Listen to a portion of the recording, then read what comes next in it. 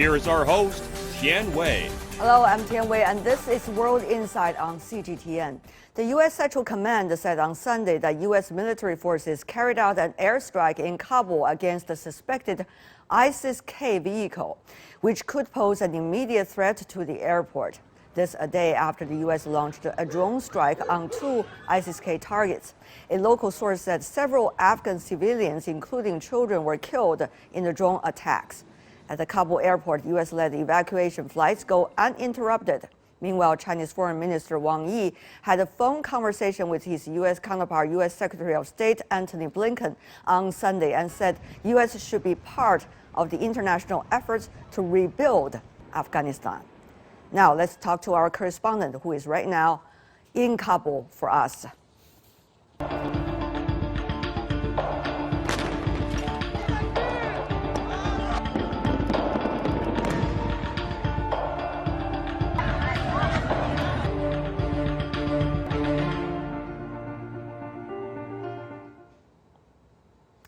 In Afghanistan, our correspondent Zumayala Abbasian, who is an Afghan reporter.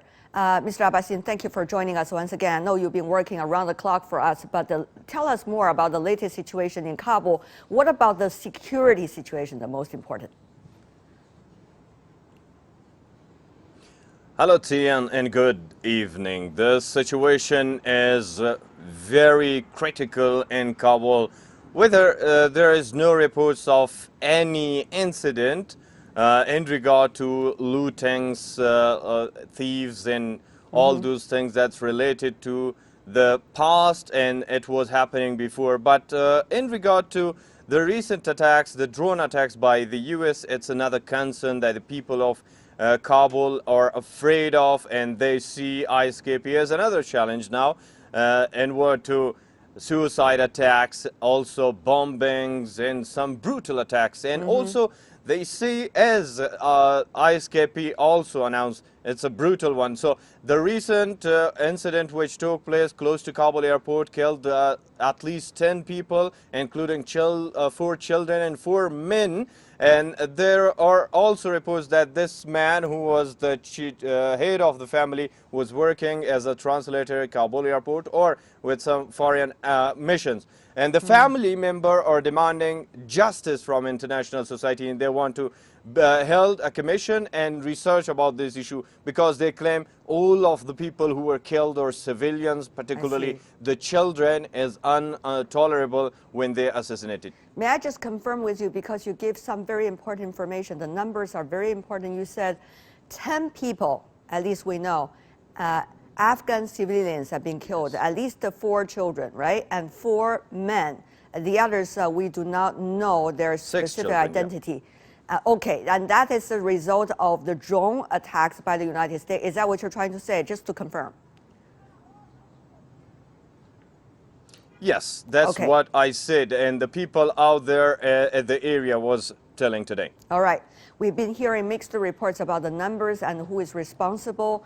We know that the U.S. Central Command, they suggest they are doing investigation, but the result is not being made clear yet.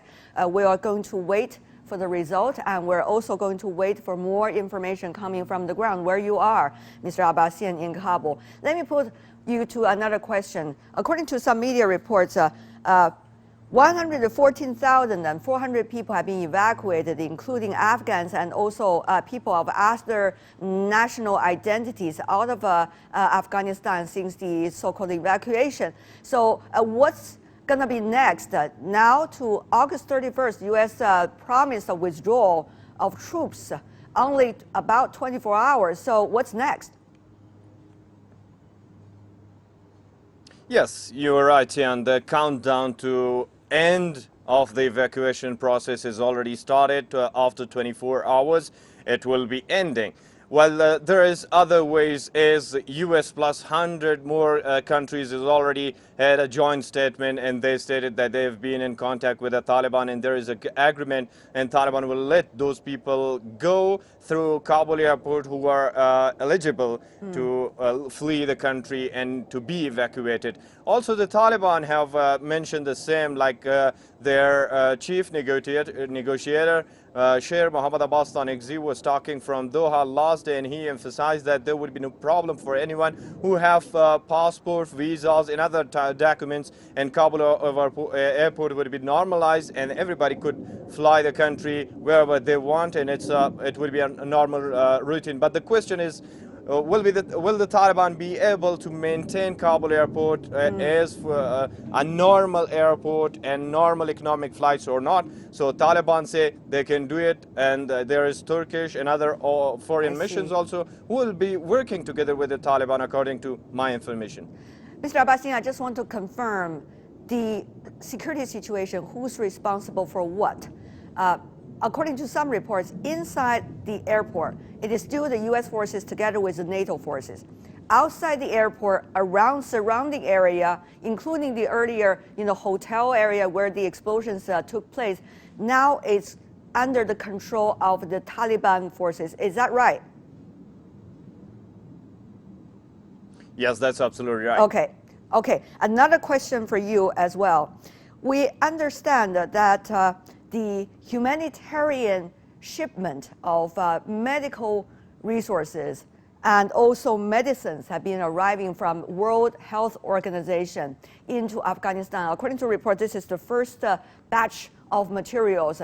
I want you to confirm with us about that, and also, do you know from the ground where is it going to? Well, we haven't received any arrival of medicine or WHO any initiative, but the Taliban said they will welcome any international organization to help people of Afghanistan. And also, the medicine lack is a serious issue, and already people are facing this issue while the international society demand of security. So these are the facts that will emerge, but as of our information, these things are on the way, but they only see a guarantee of the security. Right. My last question for you for this hour, Mr. Abbasian, is according to media reports, once again, the United Nations is going to host a conference or a meeting on Afghanistan, including a so-called quote, trying to establish some kind of a safe passage for those who are still staying in Afghanistan, who are ready to leave, end of quote. Now, according to media reports, also the Taliban did not agree with any kinds of a so-called safety zone in Afghanistan for those people. Now, what do you know about that front?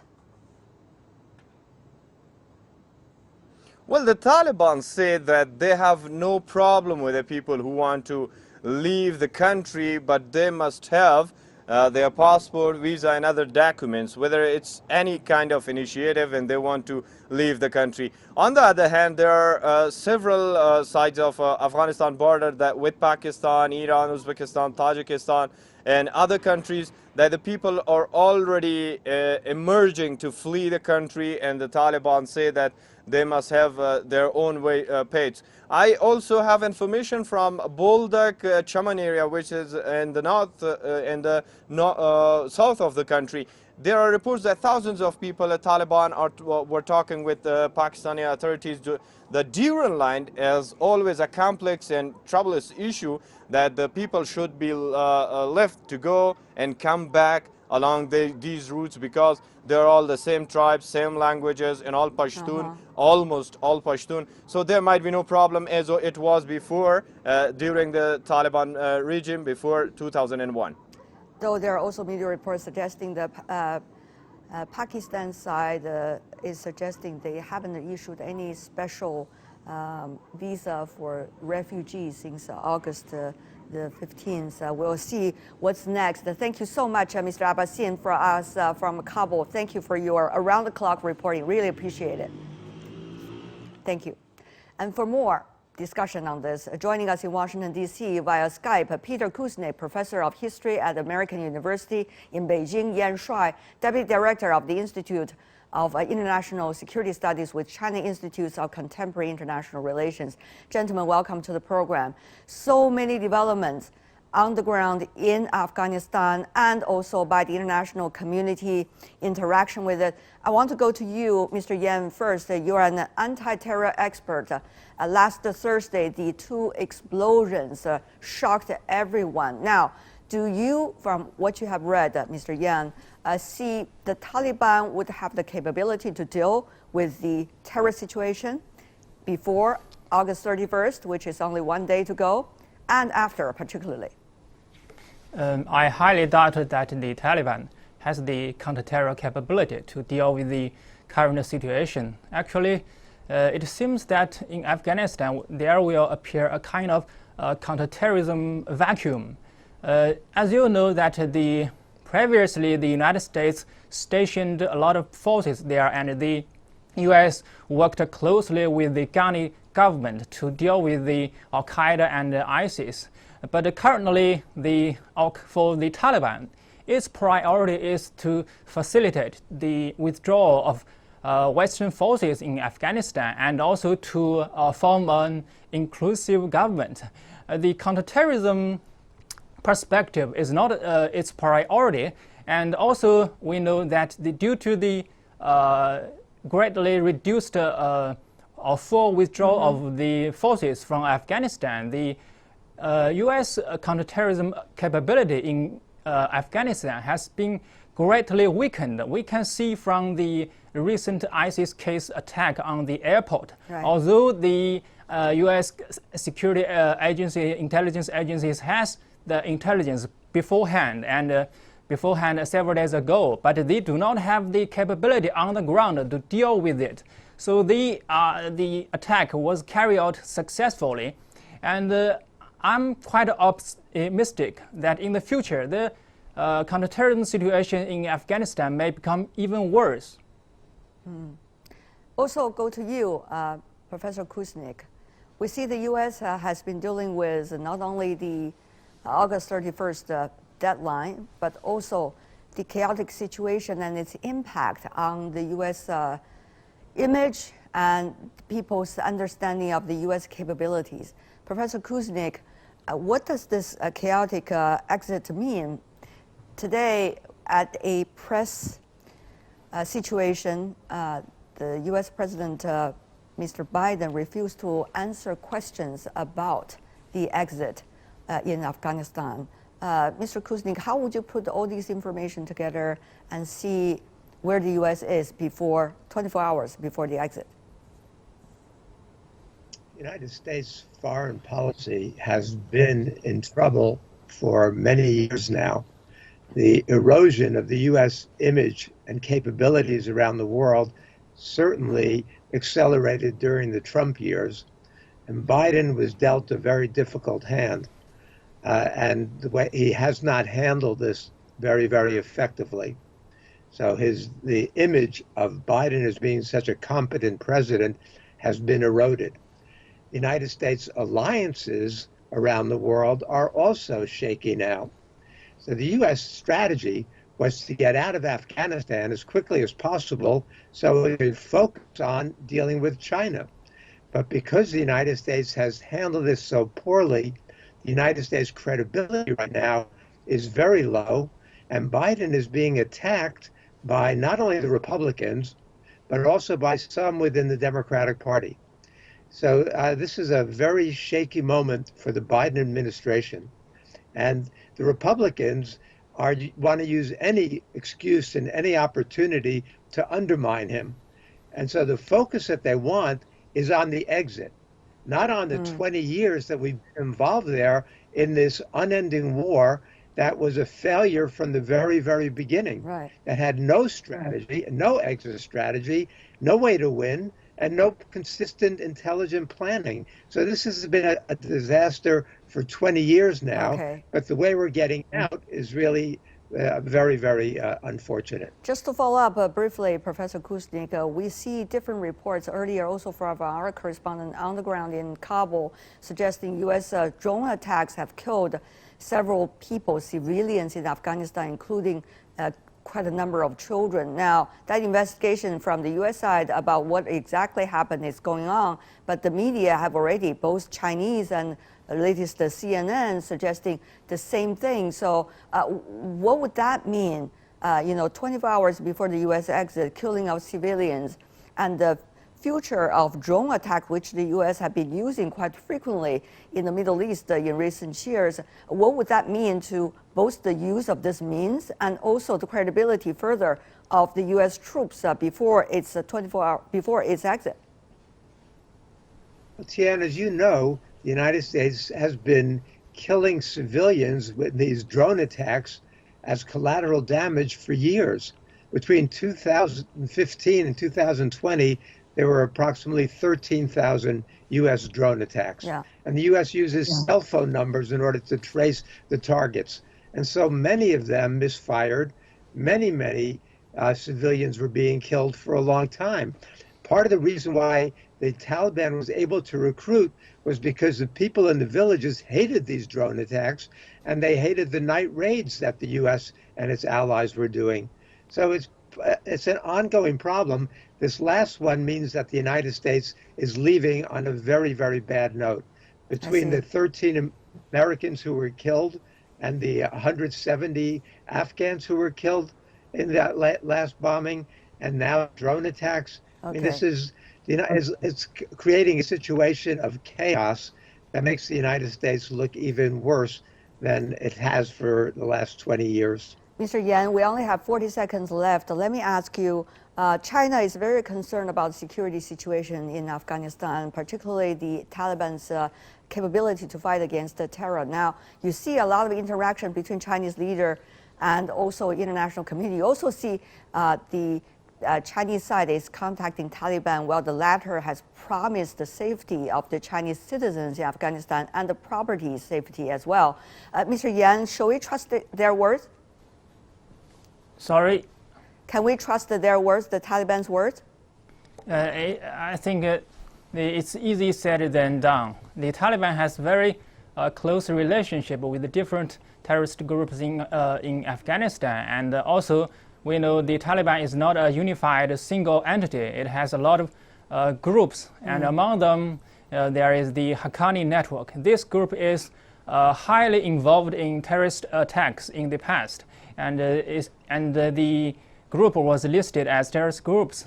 And if the situation evolves badly for them, and the hardline elements in the Taliban may resort to terrorism tactics again. All right. Things are very complicated on the ground, and future is certainly uncertain. For now, I want to thank the two of you, Yan Shuai, Peter Kuznick. Really appreciate it. All the best. Thank you.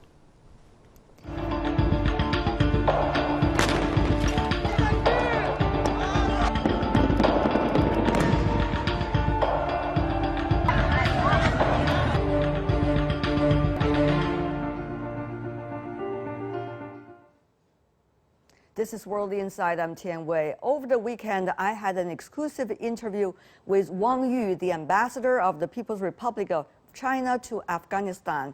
He is now in Kabul, and this is also his first interview with media after explosions took place outside the Kabul airport that rocked the city.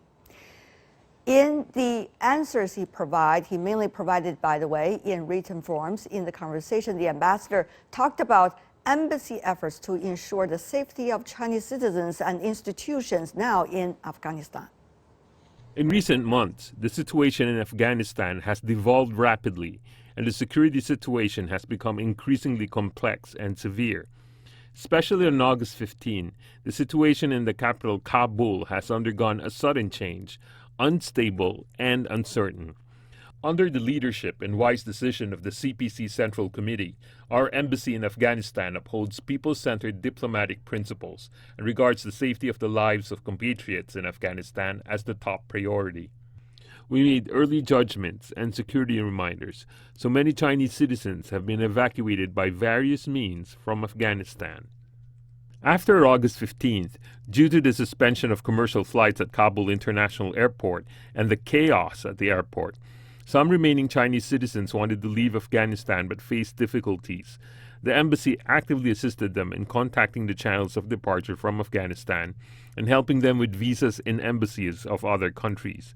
For the few people who stayed voluntarily, the embassy kept in close contact with them, asked them to mind security, reminding them many times to strictly abide by local religious customs on clothing, dining, and public speech.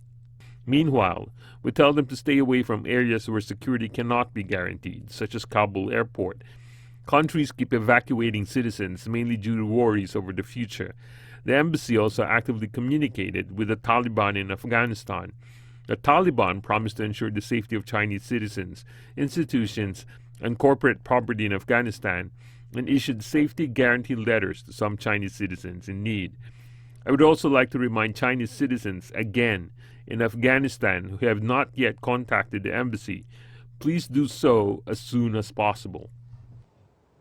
Ambassador Wang Yi from the Chinese embassy in Afghanistan. I also asked the ambassador in that exclusive interview about his take on cooperation between China and Afghanistan, including that under the Belt and Road Initiative. The two countries are linked by mountains and rivers. The friendship between the two peoples goes back to ancient times, and the economic and trade cooperation between the two countries is developing steadily. In recent years, Afghanistan has exported more than 3,000 tons of pine nuts, worth more than $34 million to China through the Arab-China Air Cargo Corridor. Saffron, carpets, and other specialty products are also being shipped to China. China has also lent support and assistance to Afghanistan's infrastructure construction and the well-being of the people's livelihood by building hospitals, universities, etc. I tweeted about China helping Kabul University build an auditorium and a teaching building. Thousands of Afghan netizens left comments and thumbs up. They praised the new beautiful building and thanked China. In addition, since the outbreak of COVID-19 in Afghanistan last year, China has shown support by shipping oxygen machines, ventilators, testing reagents, vaccines, and other supplies that Afghanistan urgently needs, making its contribution to Afghanistan's fight against the pandemic. It is fair to say that Afghanistan has reaped benefits and early harvest from the Belt and Road Initiative. In the future, China will continue to uphold the vision of a community with a shared future for mankind, promote connectivity between Afghanistan and the region, help Afghanistan leverage its geographical advantages, and deliver more benefits to the Afghan people. Finally, in that exclusive interview, I also asked the Chinese ambassador to Afghanistan, Mr. Wang Yi, about how China can play a positive role in Afghanistan's reconstruction, peace and reconciliation process, and regional stability. The Afghan people, suffering from war and turmoil, long for peace. In response to the recent rapid changes in the situation, the top Chinese leader and the Chinese foreign minister have had phone calls and meetings with leaders of many other countries. The special envoy of the Foreign Ministry on Afghanistan Affairs has also attended several international meetings on Afghanistan. China stressed that China respects Afghanistan's sovereignty, independence, and territorial integrity. China will insist on the policy of non-interference in Afghanistan's internal affairs and will play a constructive role in the political settlement of the Afghan issue. China is ready to step up communication and coordination with all parties of the international community, encourage all factions in Afghanistan to build an open and inclusive political architecture through consultation, implement moderate and prudent domestic and foreign policies, completely cut off ties to all terrorist organizations, and live in friendly relations with all countries in the world, especially neighboring countries. The Chinese embassy in Afghanistan will follow the instructions of the leaders, continue to closely follow the evolution and development of the situation, contact with various factions, promote the cause of China-Afghanistan friendship, and continue to help Chinese citizens in Afghanistan to resolve difficulties within its capacity.